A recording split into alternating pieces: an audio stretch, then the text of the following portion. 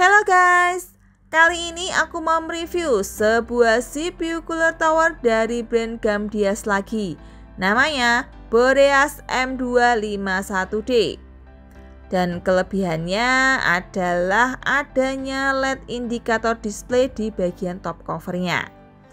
Untuk spesifikasinya bisa kita lihat di bagian samping ini. Mulai dari product dimension atau ukuran-ukuran, fan speed, airflow, dan pressure yang cukup tinggi. Plus tentu aja cooler ini udah support soket Mobo seri-seri terbaru ya. Oke yuk sekarang kita unboxing.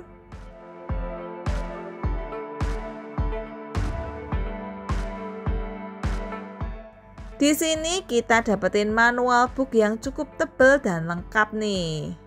Terus ini ada plastik clip yang isinya thermal paste beserta spatulanya. Dan ini kita dapetin besi cantolan atau pengait fan yang warnanya hitam ya guys. Next ini juga ada dua set baut yang juga berwarna hitam untuk Mobo Intel dan AMD. Dan ini juga ada dua set spacer untuk pasangan baut tadi. Yang hitam buat soket AMD dan Intel lama, biru buat soket Intel baru. Nah, yang berat ini adalah sepasang bracket mounting berbahan besi tebal dan lagi-lagi warna hitam. Ini multi soket ya, ada lubang yang untuk Mobo Intel maupun AMD. Aksesoris terakhir ini ada bracket backplate untuk Mobo Intel yang bahannya dari metal guys, bukan plastik loh ya. Dan tentu aja bisa diubah atau digeser posisi lubangnya supaya sesuai sama soket Mobo kita. Lanjut ini kita dapetin fan. Sekilas kelihatan standar dan low profile ya. Model blade-nya pun standar, tapi build quality-nya ini berasa solid guys. Bahkan di sisi frame-nya ini finishingnya kayak semacam bracing metal gitu ya, nggak polos. Plus ada karet damper di sudut-sudut lubang bautnya. Oh iya, ini kabelnya standar ya, tapi jelas pakai konektor 4 pin PWM. Oke, sekarang kita lihat tower heatsinknya guys. Finishingnya rapi, warna full black, dan ini ada kabel yang menjuntai. Oh, ini pasti kabel buat display digital di top covernya ya. Dia pakai konektor 9 pin front USB yang nanti kita harus colokin ke Mobo supaya bisa nyala. BTW top cover cooler ini kelihatan mewah. Finishingnya piano glossy, polos minimalis, dan kinclong. Tapi minusnya pasti nanti gampang baret-baret halus nih. Kualitas fin heatsinknya sendiri berasa solid guys. Cuttingnya rapi dan kayaknya sih ini simetris ya. Bisa dipasang bolak-balik nggak masalah. Lanjut ke bagian bawah alias base plate-nya. Dan ini bisa kita lihat base plate yang ukurannya standar sih. Nggak terlalu lebar dan ada 5 direct contact heat pipe yang berjejer rapi. Finishingnya pun cukup mulus. Udah gitu besi mounting yang nempel di base plate-nya ini pun cukup tebel loh. Ada 2 baut pegas yang kepasang di masing-masing sisinya. Semuanya warna hitam. Pokoknya full black lah ini guys. Sekarang kita coba noise test dulu aja ya. Berarti aku harus pasang fan-nya dulu nih.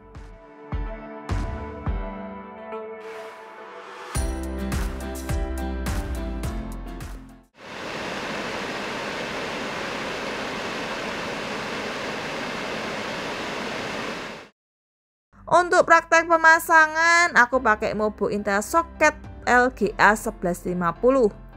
Dan untuk thermal paste-nya kayak biasa, aku pakai Polartherm X10 yang punya thermal conductivity oke punya. Pertama-tama kita harus pasang backplate di belakang Mobo. Ini posisinya harus disesuaikan sama soket Mobo Intel yang kita pakai ya. Terus karena ini Intel soket 115X, jadi aku pakai spacer yang warna biru. Udah ada tanda untuk posisinya ya, jangan kebalik loh. Setelah itu kita taruh bracket mounting besi ini di atas spacer dengan posisi kayak gini. Pasangnya di sisi kiri kanan dan satu persatu kita baut.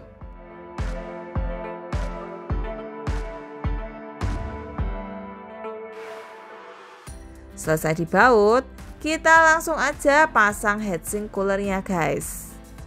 Model baut di cooler ini thumb screw ya, jadi bisa kita kencengin cuman pakai tangan aja.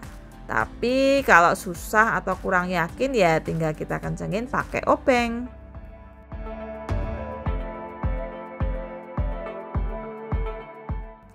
Terakhir tinggal fan-nya ini guys, kita pasang ke heatsink.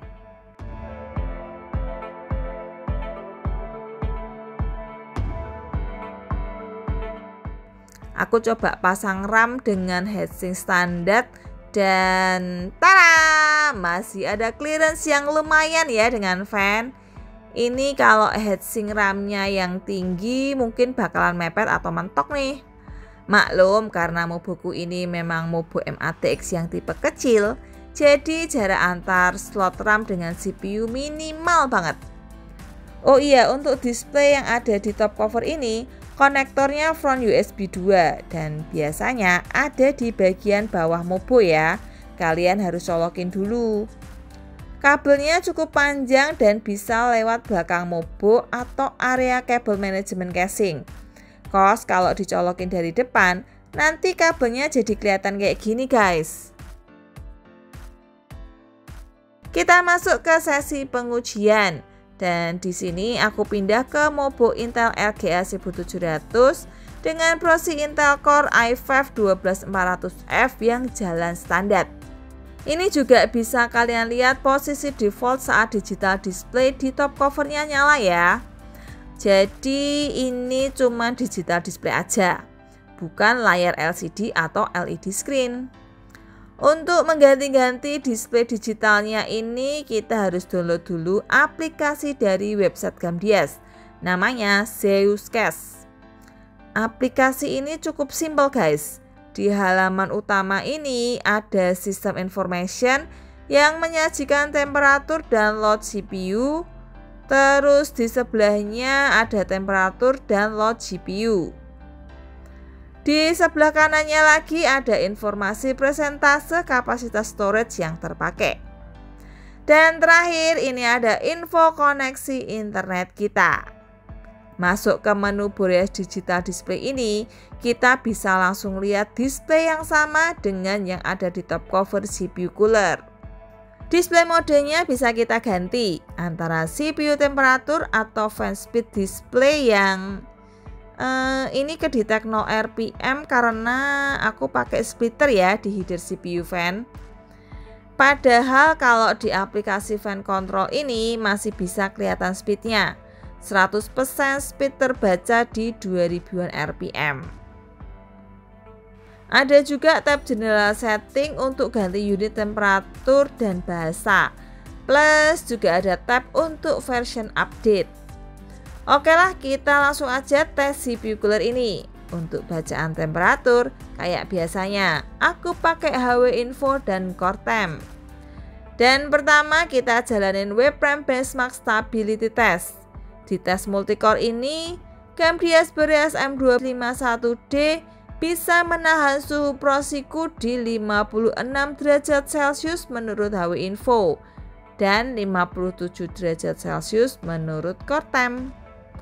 Suhu yang didapat cooler ini sama ya kayak versi yang lebih murahnya yang udah pernah direview sebelum ini, Gamdias Boreas E2410. Walaupun cuman punya 4 heat pipe, tapi bacaan suhunya malah lebih dingin 1 derajat di Core Temp maupun HW Info sama. Aku coba lanjut tes jalanin Cinebench R23 dengan setting 10 menit loop. CPU package power terbaca maksimum di 75 watt.